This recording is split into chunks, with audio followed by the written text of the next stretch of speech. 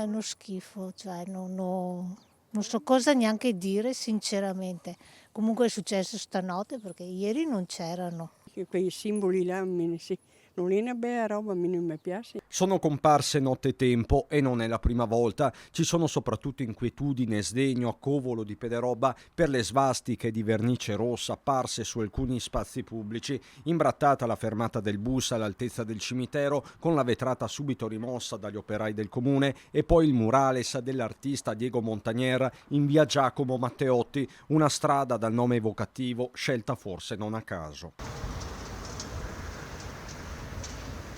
Circa un anno fa svastiche erano comparse anche lungo la strada Feltrina. Per il sindaco che ha segnalato l'episodio ai carabinieri la misura è colma. Purtroppo è la seconda volta che questa frazione viene colpita da questo gesto ignobile fatto da una persona ignorante sicuramente, perché disegnare un simbolo del genere vuol dire non conoscere la storia, non conoscere il significato di questa schifezza. Il reato di imbrattamento con l'aggravante delle finalità di odio etnico o razziale può essere punito con una pena fino a 5 anni. È per esempio quello che rischiano i 2 ventenni denunciati a Conegliano dalla polizia per aver imbrattato ancora nel 2023 il centro con svastiche e scritte antisemite. Diciamo che ora metterò in campo tutto ciò che è in mio potere per poter scovare questo ignorante e fargli pagare le pene dell'inferno se posso. Bisogna capire a questo punto se si tratti di un fatto isolato per quanto grave, se sia un raid estemporaneo o ispirato da motivi ideologici. Mi auguro insomma che il sindaco faccia quello che deve fare perché insomma sporcare i beni comuni di tutti insomma non è quello che noi insegniamo ai nostri figli. Con delle svastiche poi.